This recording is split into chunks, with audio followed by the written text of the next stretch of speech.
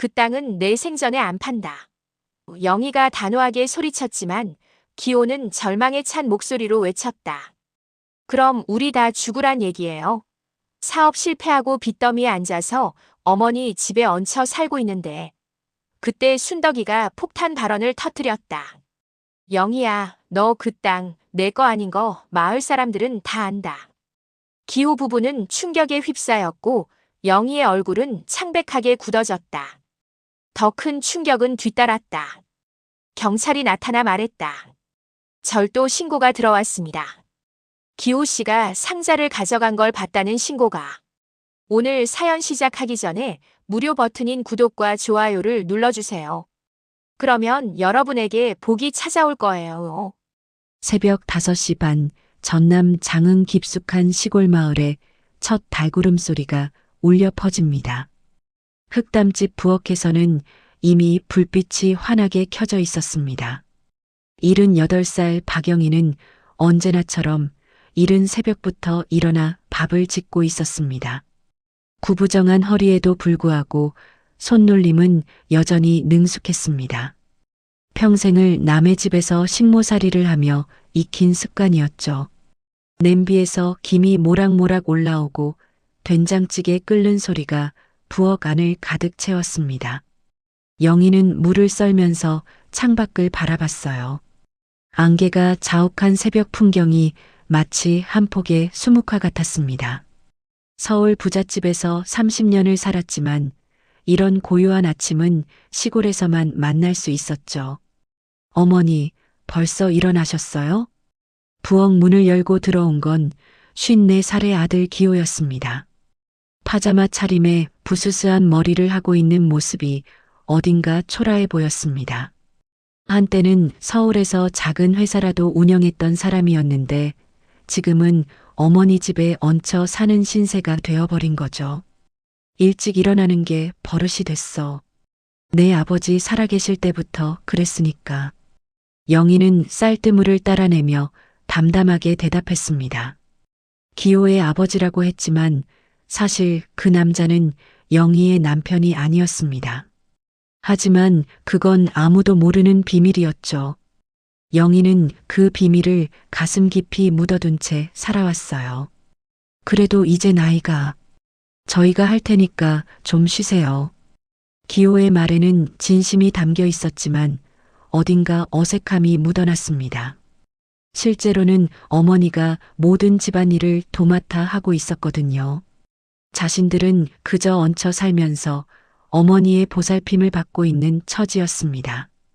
기호는 어머니의 옆모습을 보면서 마음이 복잡했어요. 어린 시절부터 어머니는 항상 바쁘게 일하고 계셨습니다. 서울의 큰 집에서 식모로 일하실 때도 퇴근 후 집에 돌아와서도 쉬는 법이 없었죠. 그런 어머니가 이제는 70이 넘은 나이에도 여전히 자신들을 돌보고 계시는 거예요. 이때 안방에서 며느리 선희의 목소리가 들려왔습니다. 여보, 언제까지 이렇게 살 거예요? 우리야. 어머니 모시느라 힘들지. 목소리가 작았지만 벽이 얇은 시골집에서는 다 들렸습니다. 영희의 손이 잠깐 멈췄습니다. 기호는 당황한 듯 어머니를 쳐다봤죠. 어머니, 그게 아니라. 괜찮다. 나도 귀가 있으니까. 영희는 씁쓸한 미소를 지었습니다. 속으로는 이런 생각이 들었어요. 얹혀 사는 건 내가 아니라 너희 같은데? 하지만 말로는 내뱉지 않았습니다. 평생 참고 살아온 습관이었거든요.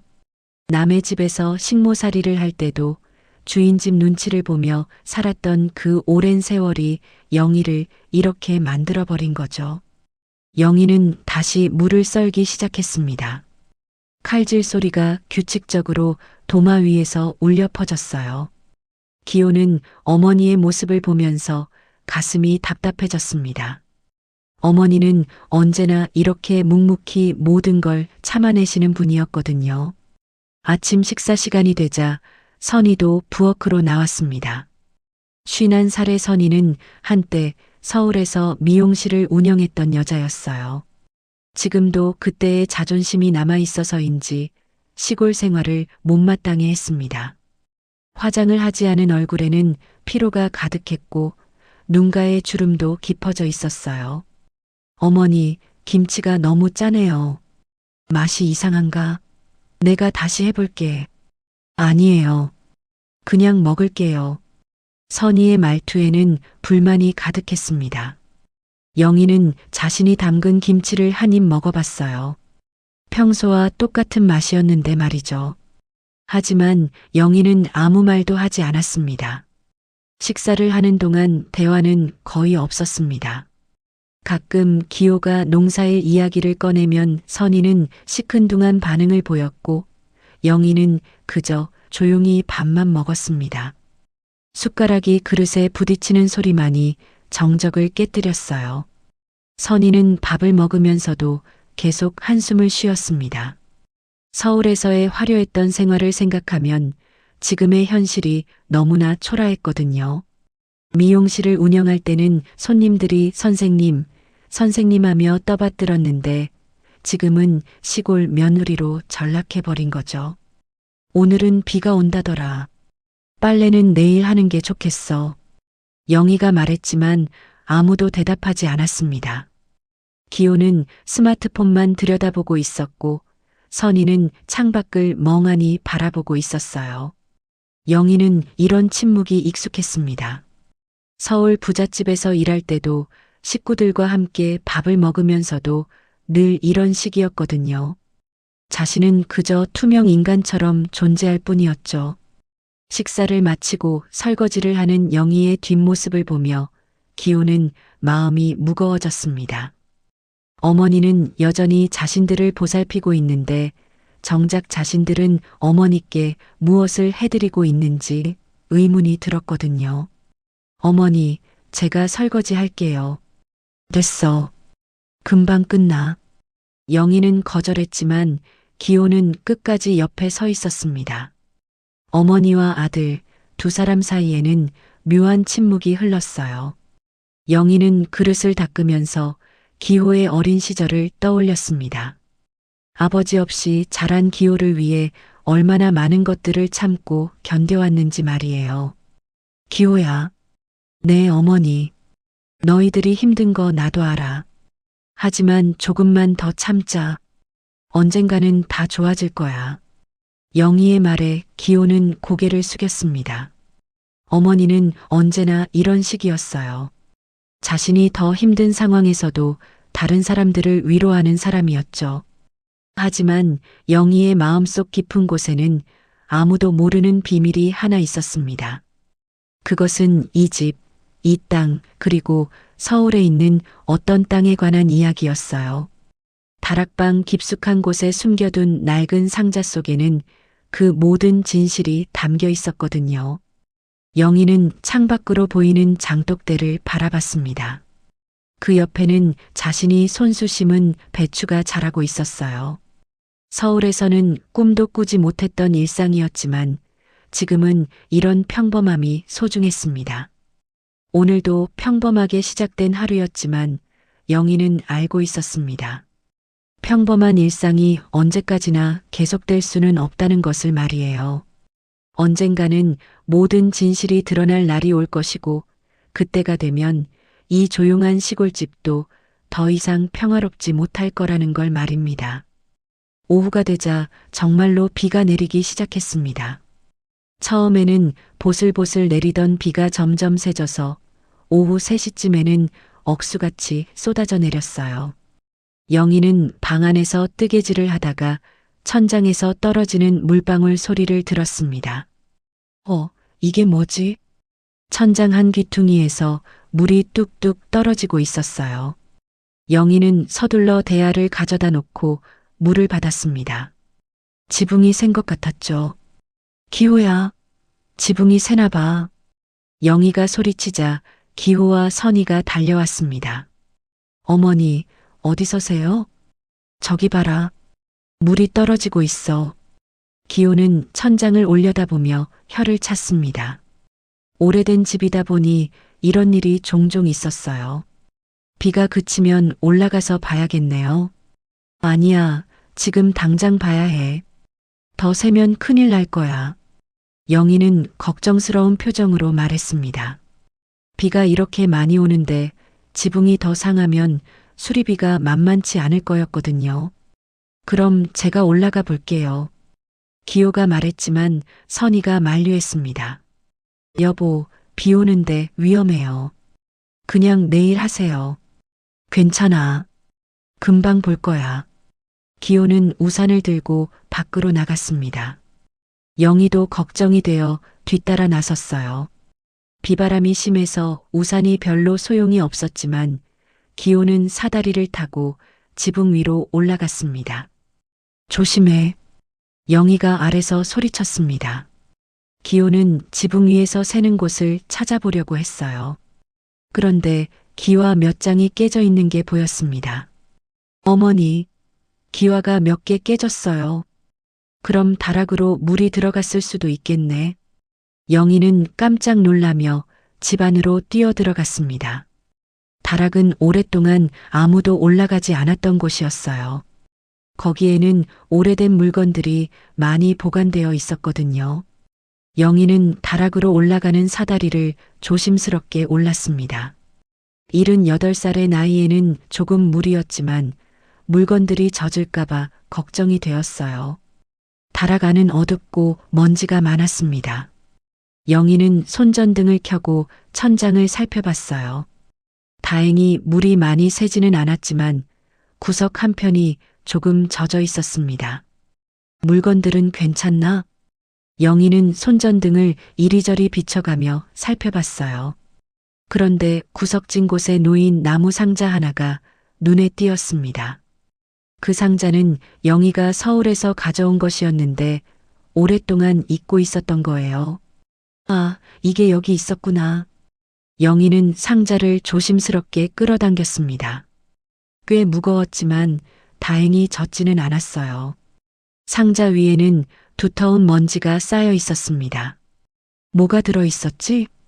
영희는 기억을 더듬어 봤습니다.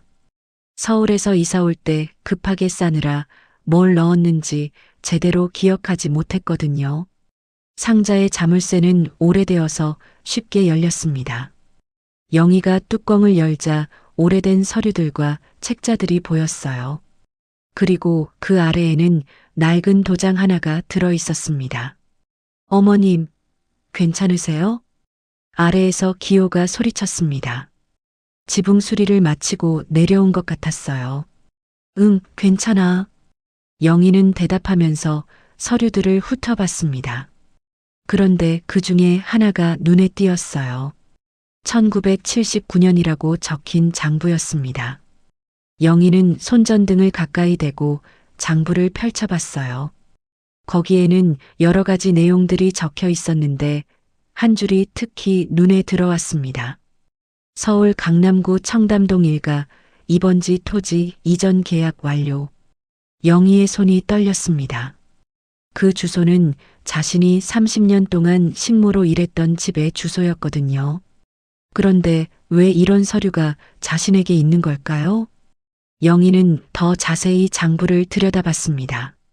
거기에는 토지 소유권 이전에 관한 내용들이 빼곡히 적혀 있었어요. 그리고 맨 아래에는 도장이 찍혀 있었습니다. 상자 안에 들어있던 그 도장과 똑같은 것이었죠. 이게 대체 뭐지? 영희는 혼란스러웠습니다. 기억을 더듬어 봐도 이런 서류를 본 적이 없었거든요. 아니, 정확히는 기억이 나지 않았어요. 그때 갑자기 오래된 기억 하나가 떠올랐습니다.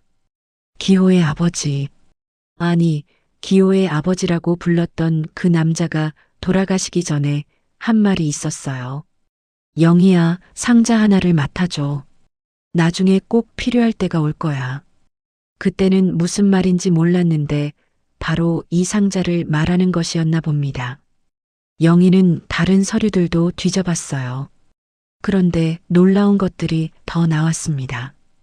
토지 등기부등본, 소유권 증명서, 그리고 여러 가지 계약서들이 들어 있었거든요. 어머님, 뭐 하세요? 기호의 목소리가 더 가까워졌습니다. 사다리를 올라오는 소리가 들렸어요. 영희는 서둘러 서류들을 다시 상자 안에 넣었습니다. 아직은 아무에게도 보여줄 수 없는 것들이었거든요. 우선 혼자서 차근차근 살펴봐야 할 것 같았어요. 아, 기호야. 물은 별로 안 샜어. 다행이네요. 내려오세요. 위험해요. 기호가 어머니를 부축해서 다락에서 내려왔습니다. 영희는 상자를 그대로 두고 내려왔지만 마음은 계속 그 서류들에 가 있었어요. 그날 밤 영희는 잠을 이루지 못했습니다. 그 장부에 적힌 주소가 계속 머릿속을 맴돌았거든요. 강남의 그 땅이 지금은 얼마나 값어치가 나갈까요? 그리고 왜 그런 서류가 자신에게 있는 걸까요? 비는 밤새 내렸습니다. 영희는 창밖을 바라보며 복잡한 생각에 잠겼어요. 내일은 다시 다락에 올라가서 그 서류들을 자세히 봐야겠다고 생각했습니다. 뭔가 중요한 것을 놓치고 있는 것 같았거든요. 기호와 선희는 영희가 다락에서 뭔가를 발견했다는 걸 전혀 모르고 있었습니다. 그들은 여전히 경제적인 어려움과 미래에 대한 불안감에 사로잡혀 있었어요. 하지만 영희는 알고 있었습니다. 내일부터는 모든 것이 달라질 수도 있다는 것을 말이에요. 다음 날 아침 영희는 평소보다 일찍 일어났습니다. 밤새 잠을 제대로 이루지 못했거든요. 어젯밤에 발견한 그 서류들이 계속 마음에 걸렸어요. 아침을 준비하면서도 자꾸 다락 쪽을 올려다봤습니다. 기호와 선희가 아침 식사를 하러 나왔을 때 영희는 평소와 다름없이 행동했어요. 하지만 마음속으로는 하루빨리 그 서류들을 다시 확인해 보고 싶었습니다. 어머니, 어젯밤에 잠 못 주무셨어요? 얼굴이 피곤해 보이시는데. 기호가 걱정스럽게 물었습니다. 아니야, 괜찮아. 빗소리가 좀 시끄러워서 그래. 영희는 대수롭지 않다는 듯 대답했지만 실제로는 그 서류들 때문에 한숨도 못 잤거든요. 식사를 마친 후 기호는 밭일을 하러 나갔고 선희는 빨래를 하러 마당으로 나갔어요. 영희는 이때를 기다렸다는 듯이 다락으로 올라갔습니다. 낮에 보니 어젯밤보다 서류들이 더 선명하게 보였어요. 영희는 장부를 한 장 한 장 꼼꼼히 살펴봤습니다. 그런데 놀라운 사실을 발견했어요. 그 땅의 현재 소유자로 자신의 이름이 적혀 있었거든요. 이게 대체 어떻게 된 일이지? 영희는 어리둥절했습니다. 자신이 언제 그런 땅을 소유하게 되었는지 전혀 기억이 나지 않았거든요. 이때 아래에서 선희의 목소리가 들렸습니다. 어머니, 뭐 하세요? 영희는 깜짝 놀라며 서류를 서둘러 상자에 넣었어요. 응, 다락 정리 좀 하고 있어. 혼자서 하지 마시고 저희가 도와드릴게요. 선희가 사다리를 올라오기 시작했습니다. 영희는 당황했지만 태연한 척했어요. 괜찮아, 별거 아니야. 하지만 선희는 이미 다락에 올라와 있었습니다. 그리고 영희가 들고 있던 상자를 보게 되었죠. 어머니, 그게 뭐예요? 옛날 물건들이야. 별거 없어.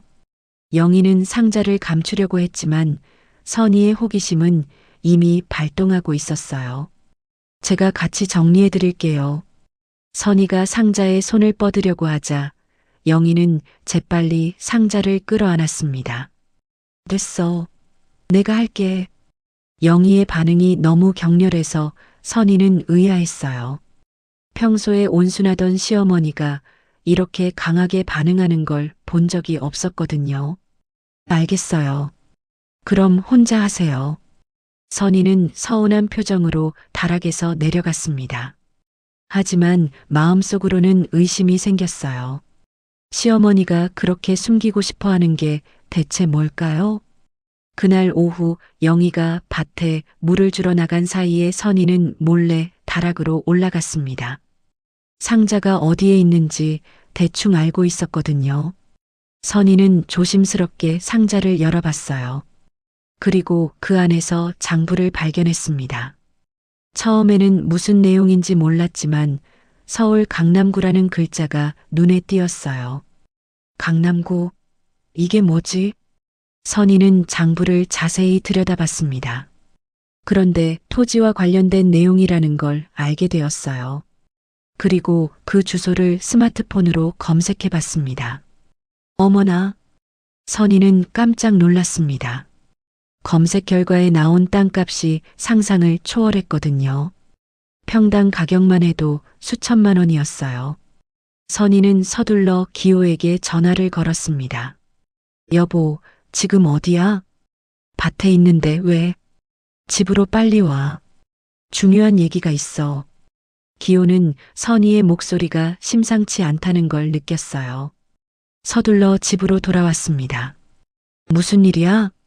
선희는 기호를 안방으로 데려가서 조용히 말했어요. 여보, 어머니가 땅을 갖고 있는 것 같아. 땅? 무슨 땅? 서울 강남구에 있는 땅이야. 내가 검색해 보니까 시세가 200억이래.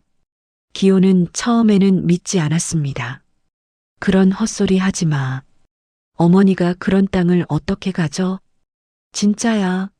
내가 직접 봤어. 선희는 스마트폰을 보여주며 부동산 시세를 확인시켜줬어요. 기호는 화면을 보고 경악했습니다. 이게 진짜야? 그럼. 근데 어머니는 우리한테 말씀 안 하시고 숨기고 계셔. 기호는 복잡한 심정이었어요. 만약 정말로 어머니가 그런 땅을 갖고 있다면 자신들의 경제적 어려움은 한순간에 해결될 수 있었거든요. 그런데 어머니 것이 확실해? 장부에 어머니 이름이 적혀 있어.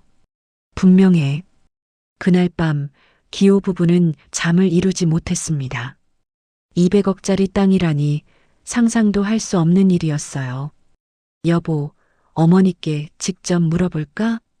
아니야, 섣불리 말하지 마. 혹시 어머니가 더 숨길 수도 있어. 선희는 다른 생각을 하고 있었어요.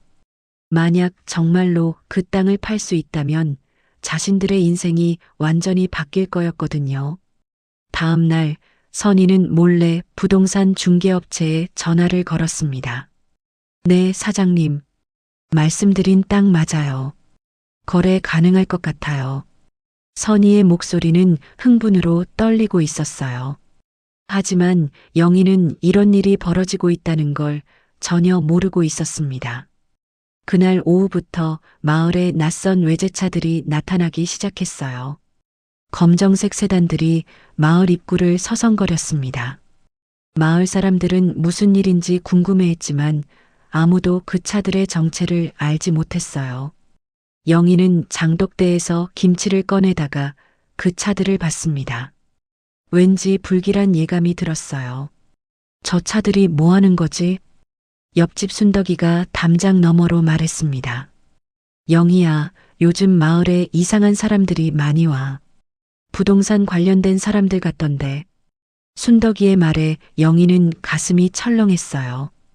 혹시 자신이 발견한 그 서류와 관련이 있는 건 아닐까요? 그날 밤 영희는 다시 다락에 올라가서 상자를 확인해 봤어요. 그런데 서류들이 조금 어수선해져 있었습니다. 누군가 뒤진 흔적이 있었어요. 누가 이걸 봤구나. 영희는 기호나 선희 중 한 명이 몰래 보았다는 걸 직감했습니다. 그리고 마을에 나타난 낯선 차들과 연관이 있을 거라고 생각했어요. 영희는 서류를 다시 상자에 넣으면서 한숨을 쉬었습니다. 평온했던 일상이 흔들리기 시작하고 있었거든요. 다음 날 오전 영희가 마당에서 고추를 따고 있을 때 검정색 세단 한 대가 집 앞에 멈춰 섰습니다. 차에서 정장을 입은 두 남자가 내렸어요. 한 명은 50대 중반으로 보이는 부동산 중개업자였고 다른 한 명은 좀 더 험상궂게 생긴 사채업자 같아 보였습니다. 혹시 박영희 어르신 댁이 맞나요? 부동산 업자가 정중하게 물었습니다. 영희는 낯선 사람들이 자신을 찾아온 것에 놀랐어요. 네, 맞는데요. 무슨 일이세요? 안녕하세요. 저는 강남 지역 부동산을 전문으로 하는 김 실장이라고 합니다. 잠깐 말씀드릴 게 있어서 찾아왔습니다. 그때 기호가 밭에서 돌아와 상황을 봤어요. 선희도 부엌에서 나와 문간에 서 있었습니다. 어떤 말씀이신지요? 기호가 대신 물었습니다. 김 실장은 가방에서 서류를 꺼내더니 설명하기 시작했어요. 어르신께서 소유하고 계신 서울 강남구 청담동 토지에 대해 말씀드리려고 합니다. 영희의 얼굴이 굳어졌습니다. 역시 그 서류와 관련된 일이었어요. 저희가 의뢰받은 바로는 그 토지를 매입하고 싶어 하는 업체가 있습니다. 현재 시세보다 높은 가격에 현금으로 거래하고 싶다고 하는데요. 사채업자 같아 보이던 남자가 끼어들었습니다. 지금 팔면 현금으로 150억 바로 드립니다. 세금 문제도 저희가 다 처리해 드리고요. 기호와 선희의 눈이 번쩍했습니다. 150억이라는 숫자가 귀에 박힌 거죠. 하지만 영희는 단호했어요. 그 땅은 내 생전에 안 판다. 영희의 말에 김 실장은 당황했습니다. 어르신, 다시 한번 생각해 보세요. 이런 기회는 흔하지 않습니다. 안 된다고 했잖아요. 영희가 목소리를 높이자 기호가 나섰어요. 어머니, 잠깐 이야기 좀 해봐요. 기호는 어머니를 집 안으로 모시고 들어갔습니다. 부동산 업자들은 밖에서 기다렸어요. 어머니, 150억이에요. 우리 인생이 바뀔 수 있어요. 기호의 목소리에는 간절함이 담겨 있었습니다. 기호야, 그 땅은 내 것이 아니야. 그럼 누구 거예요? 어머니 이름으로 되어 있다면서요. 기호가 흥분하자 영희는 한숨을 쉬었어요. 복잡한 사정이 있어. 지금은 말할 수 없지만. 그럼 우리 다 죽으란 얘기예요? 기호가 소리를 질렀습니다. 그동안 쌓인 스트레스가 한꺼번에 터져 나온 거죠. 사업 실패하고 빚더미에 앉아서 어머니 집에 얹혀 살고 있는데 이런 기회가 와도 안 된다고 하면 어떻게 살라는 거예요? 선희도 끼어들었어요. 어머니, 저희도 자존심이 있어요. 언제까지 이렇게 살 수는 없잖아요. 영희는 아들과 며느리의 절박한 심정을 이해했지만 그래도 마음을 바꿀 수는 없었어요. 안 된다. 그 땅만큼은 절대 안 돼.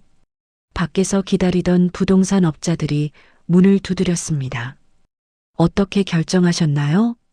기호가 문을 열고 나가서 말했어요. 죄송합니다. 어머니께서 안 된다고 하시네요. 김 실장은 아쉬운 표정을 지었어요. 그럼 명함이라도 드릴 테니까 마음 바뀌시면 언제든 연락 주세요. 부동산 업자들이 떠난 후 집 안 분위기는 싸늘했습니다. 기호는 어머니를 원망스럽게 바라봤고 선희는 한숨만 쉬었어요. 그날 오후 옆집 순덕이가 담장 너머로 말을 걸어왔습니다. 영희야, 아까 무슨 일이었어? 정장 입은 사람들이 왔던데. 별일 아니야. 영희는 대수롭지 않다는 듯 대답했지만 순덕이는 계속 캐물었어요. 요즘 마을에 이상한 소문이 돌던데. 영희네 집에 돈 될 만한 게 있다던데? 영희는 깜짝 놀랐습니다. 벌써 소문이 났다는 얘기였거든요. 무슨 소문? 글쎄, 자세한 건 모르겠지만 땅이나 뭐 그런 거 있다던데. 순덕이의 말에 영희는 불안해졌어요. 소문이 퍼지면 더 복잡해질 거였거든요. 순덕아, 그런 헛소문 믿지 마. 헛소문이야? 그럼 아까 온 사람들은 뭐야? 순덕이는 계속 추궁했습니다. 영희는 더 이상 대답하지 않고 집 안으로 들어갔어요. 그날 저녁 식사 시간에도 분위기는 어색했습니다.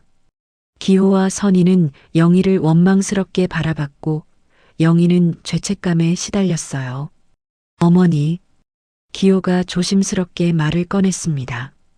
정말로 그 땅을 팔 수 없는 거예요? 기호야, 엄마도 힘들어. 하지만 그 땅만큼은. 영희가 말을 못 마치자 순덕이가 갑자기 나타났어요. 대문도 안 두드리고 그냥 들어온 거죠. 영희야, 얘기 좀 하자. 순덕이의 표정이 심상치 않았습니다. 무슨 얘기? 너 그 땅, 내 거 아닌 거 마을 사람들은 다 안다. 순덕이의 한마디에 기호 부부는 충격을 받았어요. 무슨 말씀이세요? 기호가 당황해서 물었습니다. 내 어머니가 서울에서 식모살이 할 때 일이야. 그 집 땅을 어떻게 갖게 됐는지 나는 알아. 순덕이의 말에 영희의 얼굴이 창백해졌어요.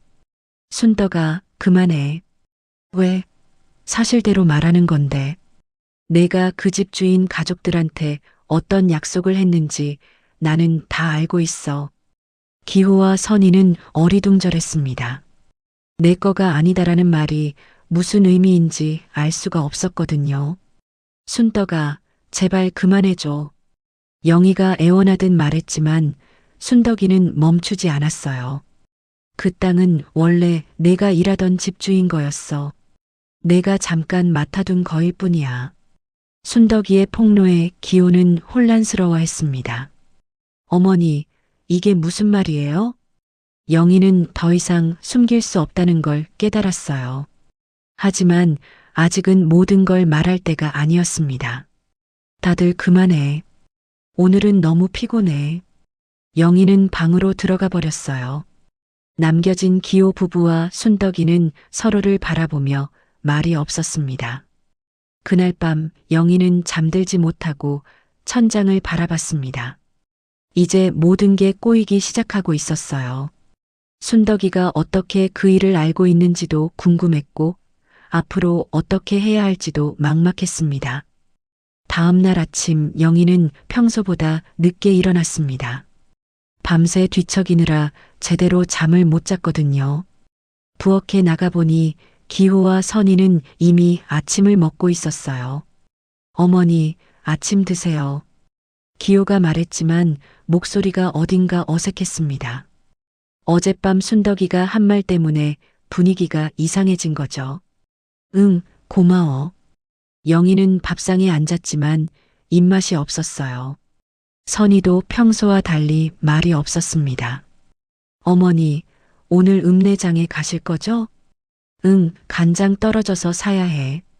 그럼 저희가 차로 데려다 드릴게요. 기호의 제안에 영희는 고개를 저었어요. 괜찮아. 버스 타고 갈게. 너희는 밭일해야지. 영희는 평소처럼 혼자 장에 가기로 했습니다. 요즘 같은 상황에서는 혼자 있는 시간이 필요했거든요.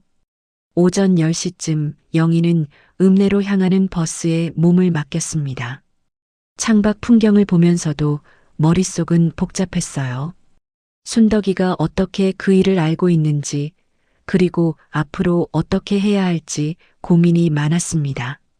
장에서 간장과 몇 가지 생필품을 산 영희는 오후 2시쯤 집으로 돌아왔어요. 그런데 집 분위기가 이상했습니다. 기호와 선희가 마당에서 심각한 표정으로 이야기하고 있었거든요. 무슨 일이야?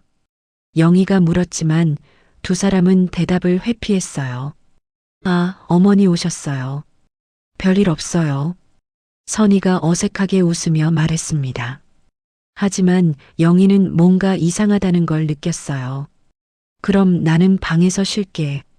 영희가 방으로 들어간 후 기호와 선희는 다시 속삭이기 시작했습니다. 정말 괜찮을까? 지금 상황에서는 어쩔 수 없어. 우리도 살아야지. 두 사람의 대화 내용을 영희는 알 수 없었지만 뭔가 음모를 꾸미고 있다는 느낌이 들었어요. 그날 저녁 영희는 다락에 올라가서 상자를 확인해 보고 싶었습니다.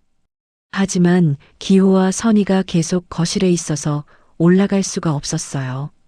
밤 10시가 되어서야 두 사람이 방으로 들어갔습니다. 영희는 조심스럽게 다락으로 올라갔어요. 그런데 상자가 없어졌습니다. 분명히 여기 뒀는데. 영희는 다락 구석구석을 찾아봤지만 상자는 온데간데 없었어요. 그제야 영희는 깨달았습니다. 누군가 자신이 장에 간 사이에 상자를 가져간 것이었어요. 기호야, 선이야. 영희가 소리치자 두 사람이 놀라서 나왔습니다. 왜 그러세요, 어머니? 내 상자 어디 갔어? 영희의 추궁에 기호와 선희는 서로 눈치를 봤어요. 무슨 상자요? 선희가 시치미를 뗐지만 영희는 속지 않았습니다. 다락에 있던 나무 상자, 분명히 너희가 가져갔지. 어머니, 저희는 몰라요. 기호도 부인했지만 목소리가 떨리고 있었어요. 그럼 혼자 걸어 나갔다는 거야? 영희는 화가 나서 목소리를 높였습니다. 그런 어머니를 본 적이 없던 기호는 당황했어요. 그때 갑자기 대문에서 소리가 났습니다. 누군가 문을 두드리고 있었어요. 밤에 누가 올까? 기호가 문을 열어보니 경찰관 2명이 서 있었습니다. 안녕하세요. 신고를 받고 왔습니다. 신고요? 무슨 신고? 절도 신고가 들어왔는데 혹시 박영희 어르신 계신가요? 영희가 나왔습니다. 제가 박영희입니다. 어르신께서 신고하신 것은 아니고요. 다른 분이 신고를 하셨는데 어르신 소유의 중요한 서류가 도난당했다고 하더라고요. 영희는 어리둥절했습니다. 자신은 신고한 적이 없었거든요. 누가 신고를 했나요? 순덕이라는 분이 신고하셨는데 어르신과 아는 사이라고 하더라고요. 그때 순덕이가 나타났습니다. 영희야, 미안해. 내가 신고했어. 순덕아, 너 왜? 영희야, 나는 다 알고 있어. 내 상자를 누가 가져갔는지도 말이야. 순덕이의 말에 모든 사람들이 긴장했어요. 사실은 말이야. 순덕이가 말을 꺼내려고 할 때 경찰관이 끼어들었습니다. 우선 상황을 정리해 보겠습니다.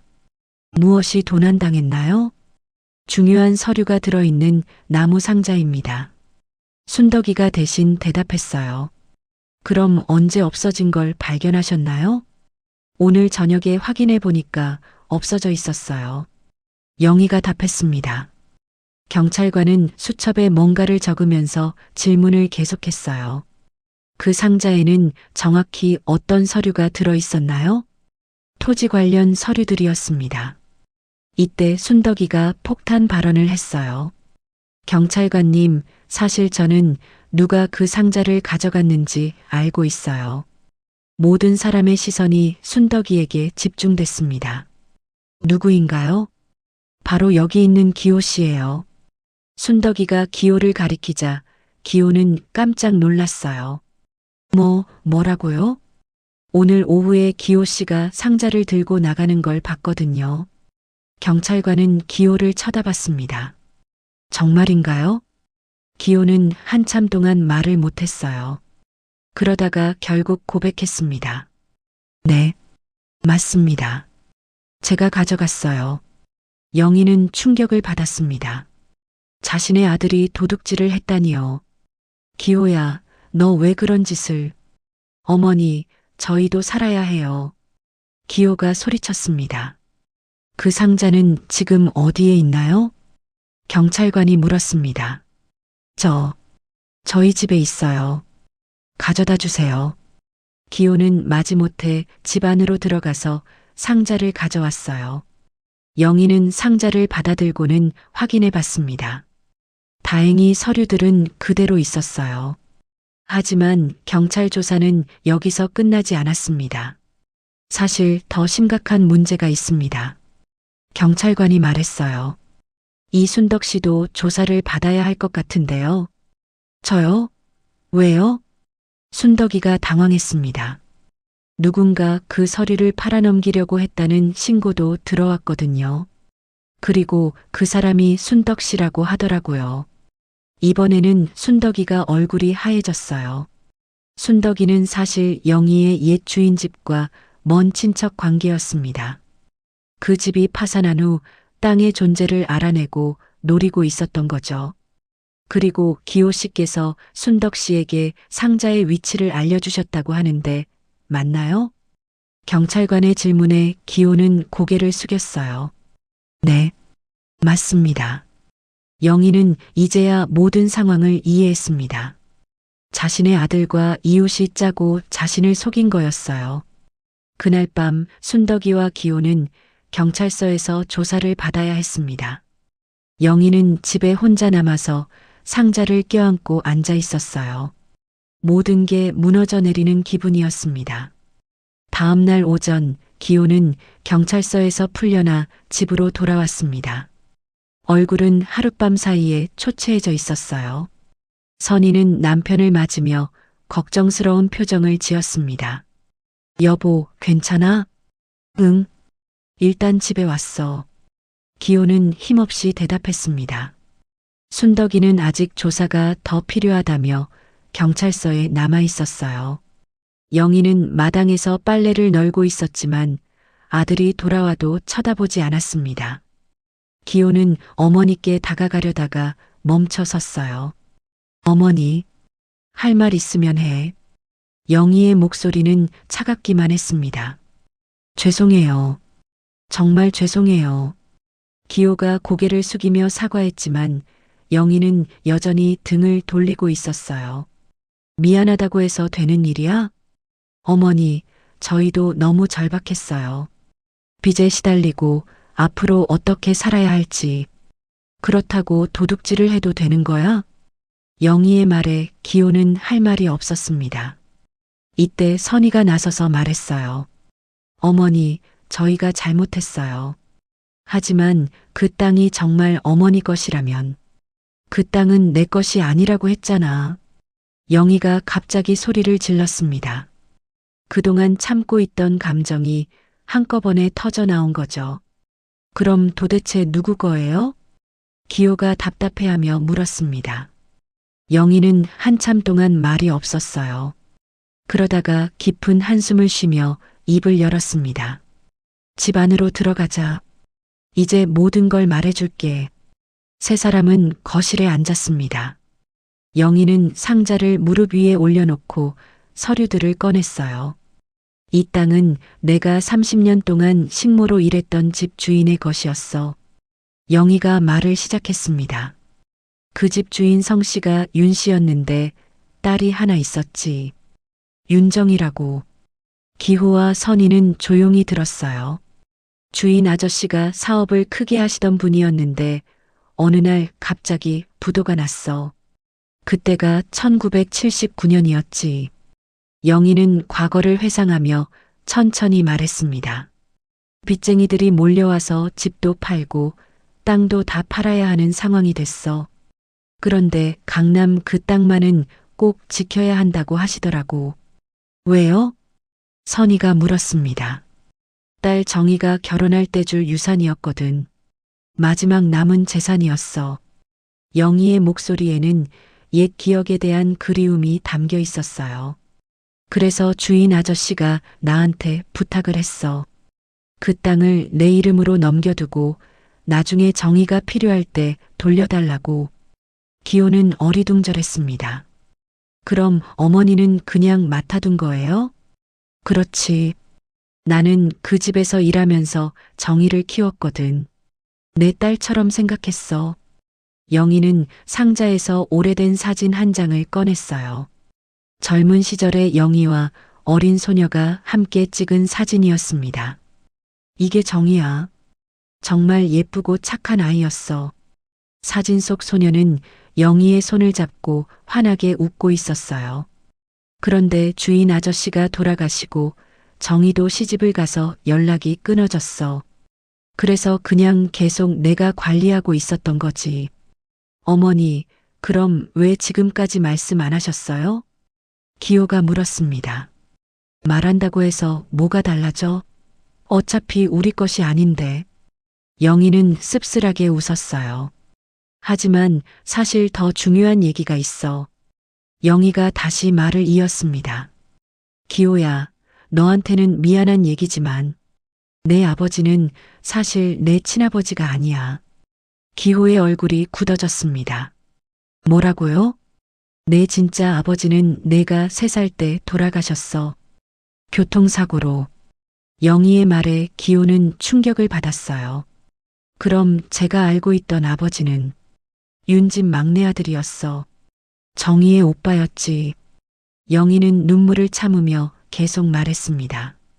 내 친아버지가 돌아가시고 나는 혼자서 너를 키워야 했어. 그때 윤집에서 일하게 됐고 막내 아들이 나를 좋아해서 결혼하자고 했지. 그래서 결혼하신 거예요? 선희가 물었습니다. 아니야. 나는 결혼하지 않았어.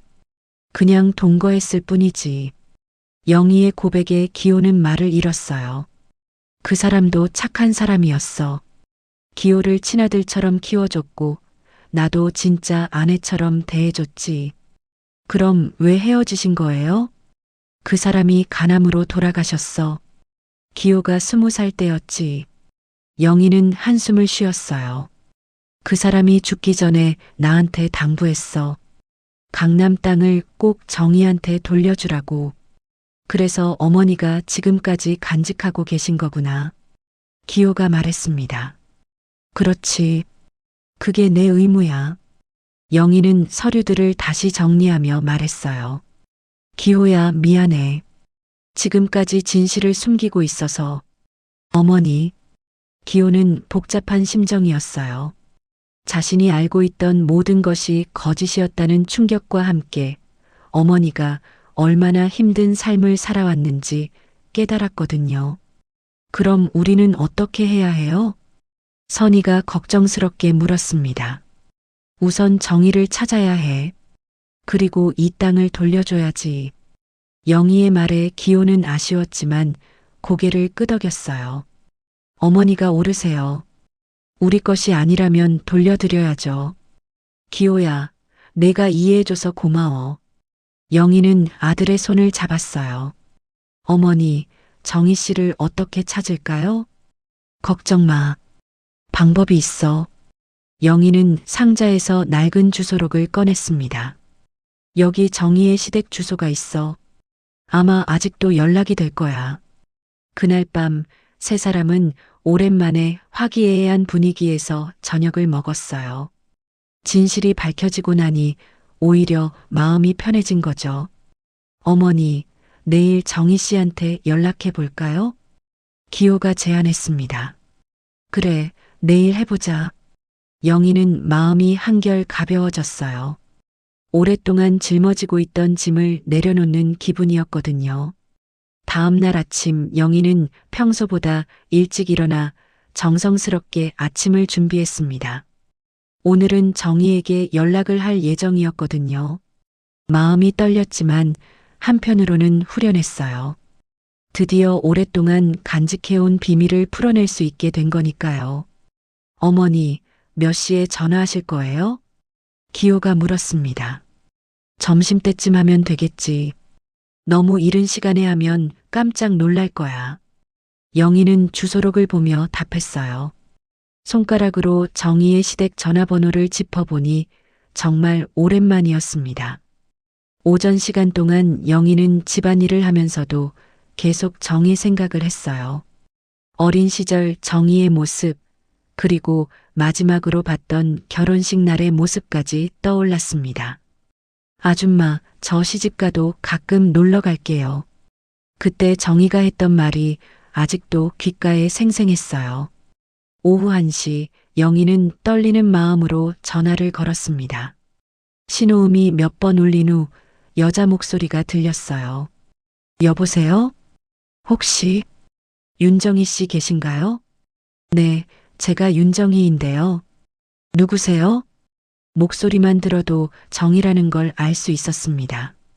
영희의 눈에 눈물이 맺혔어요. 정희야, 나야. 박영희 아줌마. 전화 너머로 깜짝 놀라는 소리가 들렸어요. 아줌마? 정말 아줌마세요? 그래, 정희야. 정말 오랜만이다. 아줌마, 어떻게, 어디 계세요? 건강하세요? 정희의 목소리에는 기쁨과 그리움이 섞여 있었어요. 나는 전남 시골에 살고 있어. 너는 어떻게 지내고 있니? 아줌마, 저 정말 보고 싶었어요. 그동안 어떻게 지내셨어요? 두 사람은 한참 동안 안부를 나눴습니다. 정희는 지금 서울에서 남편과 아이들과 함께 잘 살고 있다고 했어요. 정희야, 사실 너한테 할 말이 있어서 연락했어. 무슨 말씀이세요? 영희는 깊은 숨을 들이쉬고 말했습니다. 내 아버지가 맡겨둔 강남 땅 말이야. 전화 너머가 조용해졌어요. 아줌마, 혹시 그 땅이 아직? 그래, 아직 그대로 있어. 너한테 돌려주려고 지금까지 간직하고 있었지. 정희가 흐느끼는 소리가 들렸습니다. 아줌마, 정말 고마워요. 아버지가 돌아가시고 모든 걸 잃었다고 생각했는데 너를 위해 남겨둔 거야. 내 아버지의 마지막 선물이지. 아줌마, 제가 지금 당장 찾아뵐게요. 어디 계세요?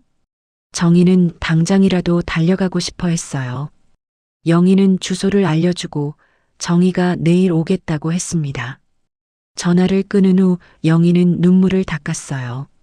기호와 선희도 옆에서 듣고 있었는데 어머니의 모습을 보니 가슴이 찡했습니다.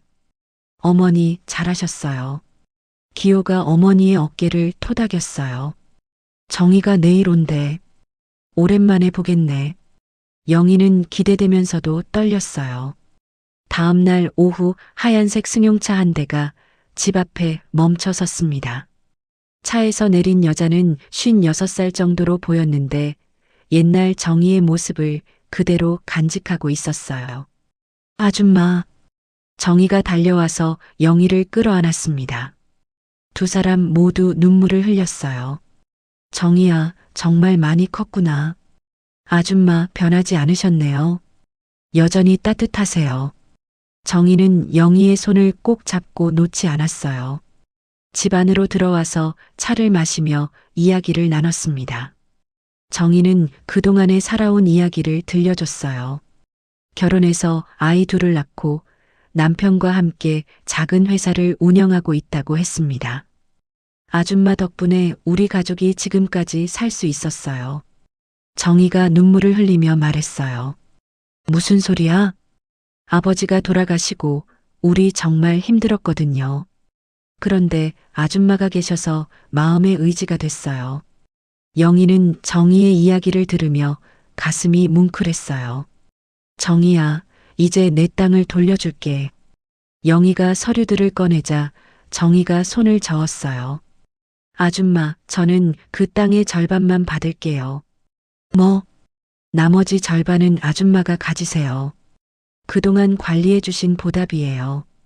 정희의 제안에 영희는 고개를 저었습니다. 안 돼. 그건 내 아버지가 너를 위해 남겨둔 거야. 아줌마, 제가 어릴 때부터 지금까지 저를 생각해 주셨잖아요. 저에게는 아줌마가 진짜 어머니 같은 분이에요. 정희가 간절히 말했지만 영희는 완고했어요. 그래도 안 돼. 다 내 거야. 그런데 이때 영희가 놀라운 결정을 내렸습니다. 정희야, 땅의 절반은 너한테 돌려줄게. 그리고 나머지 절반은. 영희가 잠깐 말을 멈췄어요. 나머지 절반은 마을 장학회와 노인복지관에 기부할 거야. 기호와 선희는 깜짝 놀랐어요. 어머니, 그게 무슨... 기호야, 이게 맞는 일이야. 그 돈으로 마을 아이들이 공부할 수 있고 어르신들이 편안하게 지낼 수 있다면 그게 더 의미 있는 일 아니겠니? 영희의 말에 정희가 박수를 쳤어요. 아줌마, 정말 존경해요. 역시 제가 알던 그분이세요. 하지만 선희는 받아들이기 어려웠어요.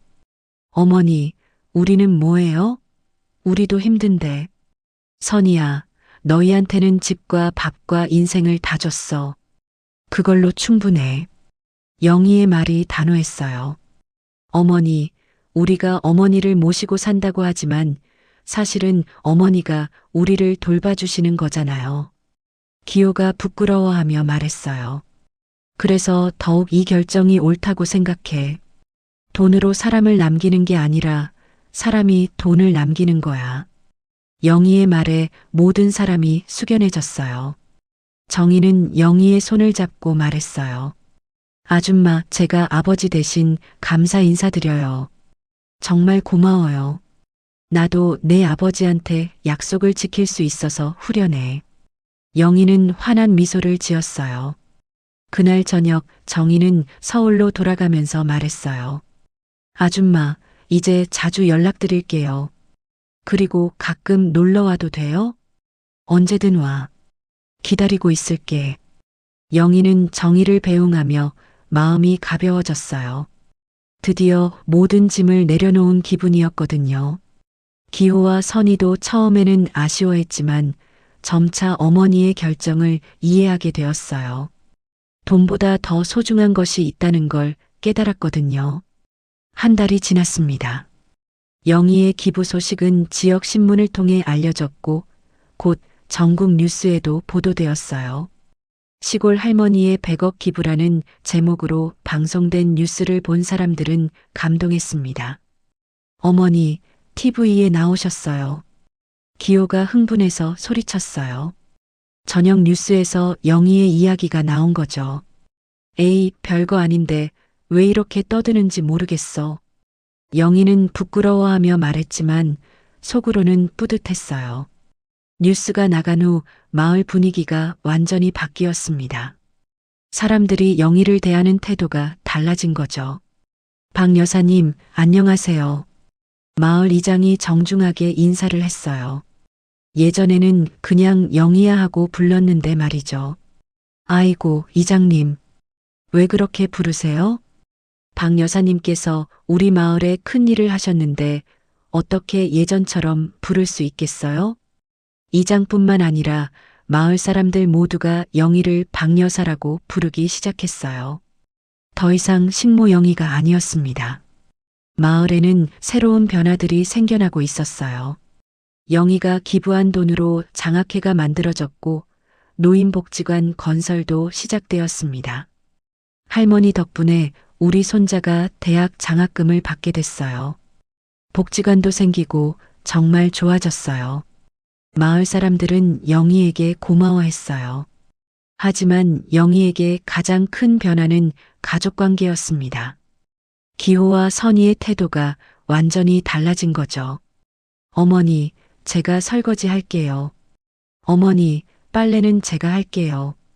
예전에는 영희가 모든 집안일을 혼자 했는데 이제는 기호와 선희가 먼저 나서서 도왔어요. 너희가 왜 이래? 불편해. 영희가 말했지만 기호는 고개를 저었어요. 어머니, 저희가 부끄러워요.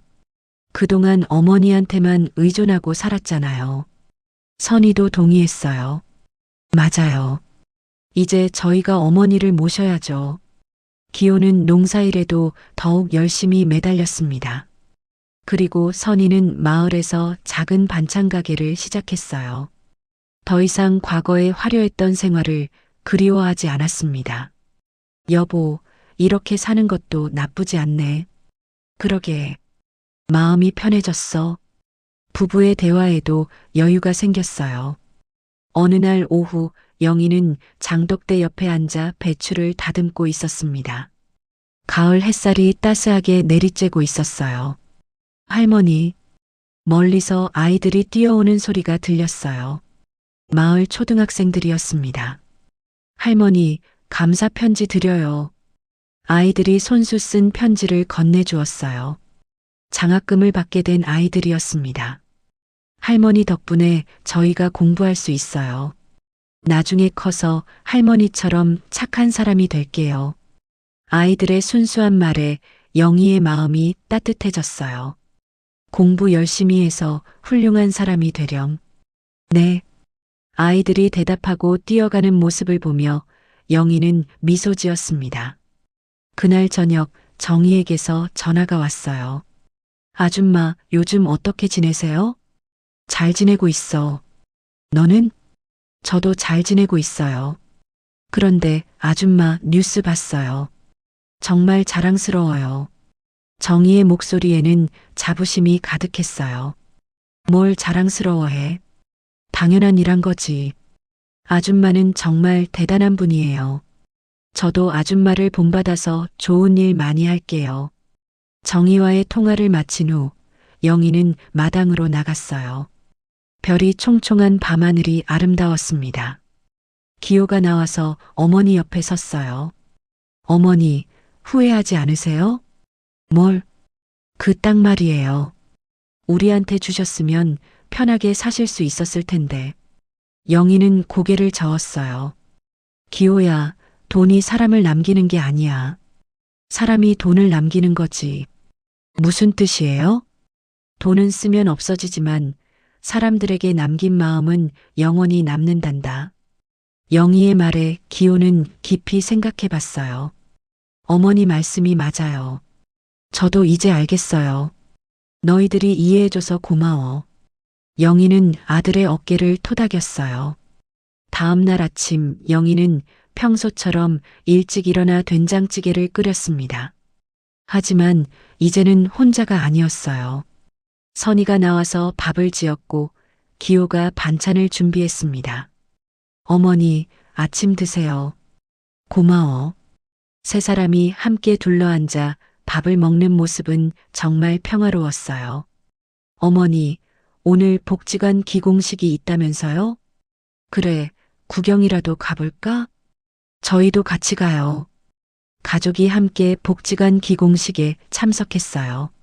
많은 사람들이 박 여사를 알아보고 인사를 했습니다.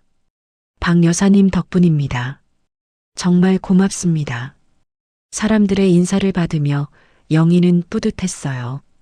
기공식이 끝나고 집으로 돌아오는 길에 영희는 장독대 옆에 앉았습니다. 그리고 조용히 하늘을 올려다봤어요. 여보, 내가 약속을 지켰어요. 정희한테도 땅을 돌려주고 좋은 일에도 썼어요.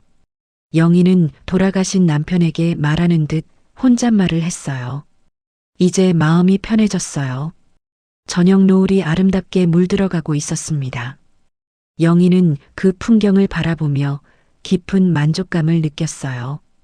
평생 남의 집에서 식모로 살았던 영희였지만 이제는 마을 사람들에게 존경받는 박 여사가 되었습니다. 돈이 아닌 마음으로 사람들을 감동시킨 거죠. 돈이 사람을 남기는 게 아니라 사람이 돈을 남기는 거지. 영희의 마지막 말이 가을바람에 실려 퍼져나갔습니다. 그리고 그 말은 오랫동안 마을 사람들의 마음속에 남을 것입니다.